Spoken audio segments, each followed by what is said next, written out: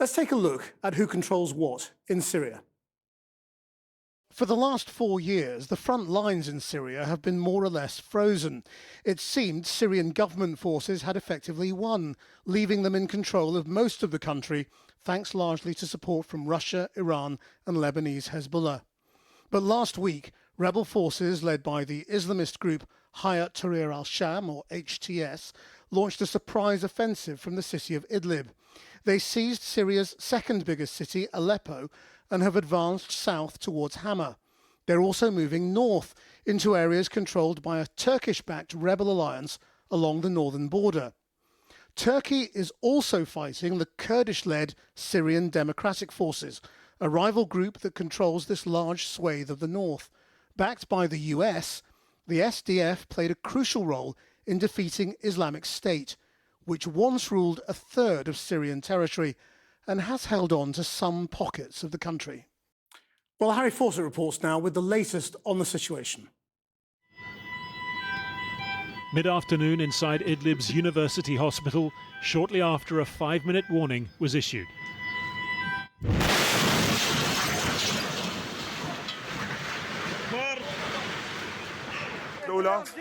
As Syria's rebels try to cement their gains on the ground, the Syrian regime and its ally Russia continue to punish from the air. This one of at least 5 hospitals reportedly targeted today in the insurgent stronghold city. In the blast-damaged corridors, a reminder of what this war looked like at its height and a warning of where it might return.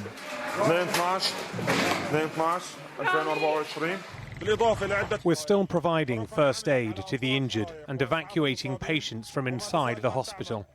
This crime adds to the extensive record of the Syrian regime and its ally Russia, amid the absence of international action and the world's silence on these atrocities. In Aleppo too, the airstrikes have continued.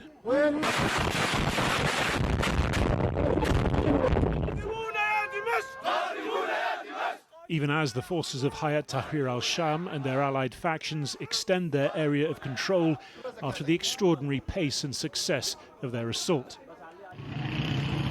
It's also meant another anti-Assad regime force striking a deal to pull back from its positions in Aleppo's northeast. The Kurdish-led US-backed Syrian Democratic Forces leaving, along with civilians, in the face of the advancing Syrian National Army fighters sponsored by Turkey. They have left us cowards, as losers. We will follow them wherever they go. In Syria, my enemy's enemy, often also my enemy. Inside Aleppo, meanwhile, HTS's second-in-command attempting to reassure Christians in the city that his Islamist fighters will respect their rights. HTS is led by Abu Muhammad al-Jolani, a former fighter with the Islamic State of Iraq, the precursor to ISIS, and who once swore loyalty to al-Qaeda. He's since broken with both, forsworn transnational jihadism, and changed the group's name from the Nusra Front to HTS. It's still, though, listed as a terror organization by the UN, the US and others. Its fighters reportedly preparing for this attack for months, sweeping through Syrian positions in days. HTS, which is the most dominant group in Idlib, have launched this offensive because they originally sought to stop regime shelling from Aleppo's western countryside. The cohesiveness of the sort of pro-Syrian regime security apparatus was super fragile. It was very, very delicate, and it got sent into complete chaos and disarray as soon as they came under a quite sophisticated attack. Syria's military put out this footage of troops north of the city of Hama, saying they were ready to face down advancing rebel forces and reclaim territory from them. The more significant players, though, are Russia and Iran. Hundreds of Iranian-backed militia fighters have reportedly crossed from Iraq overnight. And the Kremlin said in a call between Vladimir Putin and his Iranian counterpart there was unconditional support for Syria's actions to restore stability. A round of crisis diplomacy from Iran's foreign minister, yesterday meeting Bashar al-Assad in Damascus, today with the Turkish foreign minister, recognition that even if Turkey wasn't fully aware of the attack launched from the part of Syria it has troops in, it has influence over what comes next. Turkey's president wants to see stability and the return of Syrian refugees from Turkey. Our greatest wish is for Syria's territorial integrity and national unity to be preserved, and for the instability that has been going on for 13 years to end with consensus, in line with the legitimate demands of the Syrian people. For now, though, the focus is on the battlefield and the rebels' next moves.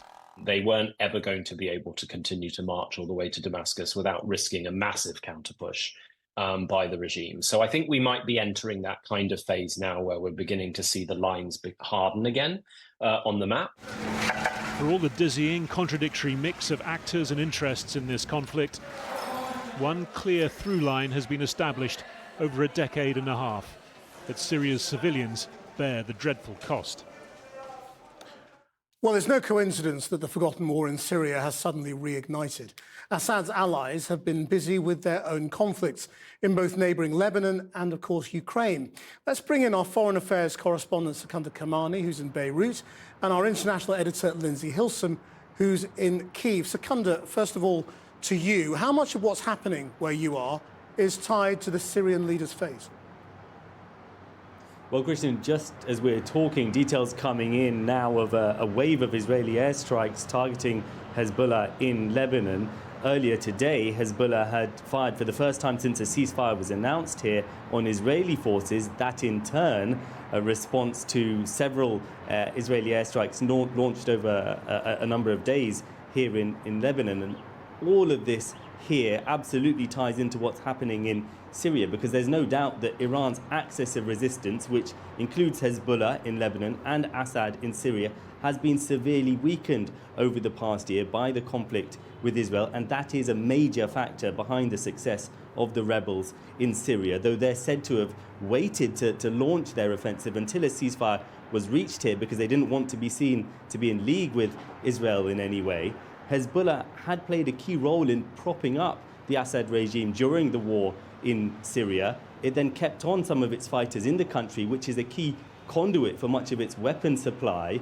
But in recent months, it had withdrawn some of those fighters back to Lebanon to take part in the fighting on the border with Israel. I was speaking earlier to a Hezbollah MP, and I asked him whether Hezbollah would now send some of its fighters back into Syria.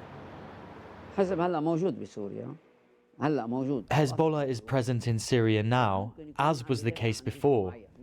It might be defending a specific area, that's possible, and there's nothing preventing that from happening. We believe the enemy is trying to isolate us one by one, but we must all remain united to prevent them eliminating us one at a time. So what has Iran been saying? Well, Iran has claimed without evidence that the rebel offensive in Syria is part of an Israeli plot to destabilize the axis of resistance. Both Iran and Hezbollah don't want to see Assad fall, but they are both distracted. Thanks, Sek. Well, let's go to Lindsay now in Ukraine. Well, of course, President Assad needs Russia even more now, but Moscow is rather stretched in Ukraine. Absolutely. The Kremlin said today that they were analysing the situation on the ground in Syria. Well, they were doing more than that. They were reportedly bombing targets east of Aleppo.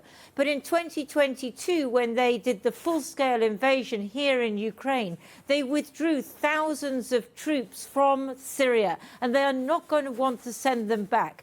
As you'll see in my report later in the programme, Russia feels that it's in the ascendant here. It's pushing its advantage before expected negotiations early next year.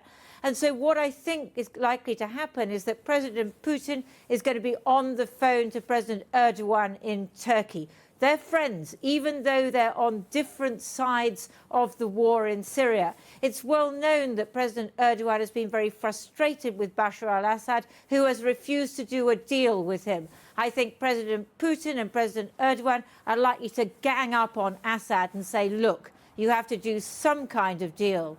Whether that will dislodge the rebels is yet to be seen.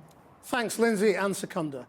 Well, so what does this sudden flare-up of fighting mean for the largely frozen war in Syria and the many other countries involved in it?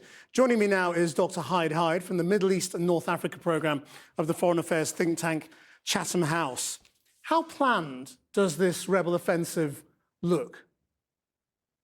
Well, it seems that it has been quite coordinated and well planned. The groups have been planning this offensive for months now.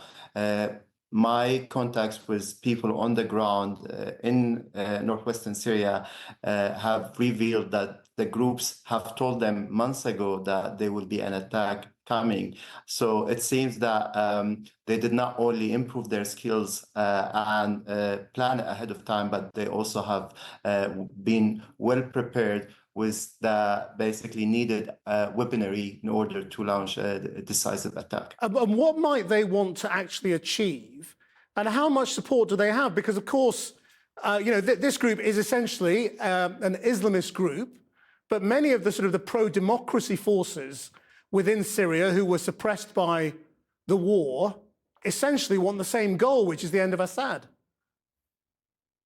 Well, this attack is carried out by different factions. Some of them, as you mentioned, is Hayat Tahrir al-Sham, or part of the groups that are attacking is Hayat Tahrir al-Sham, and they have the Islamist sort of agenda. But then you have other groups who have a normal sort of moderate pro-national agenda. Now, when it comes to what they want, I think their goals have changed from the beginning, which were mainly focused on pushing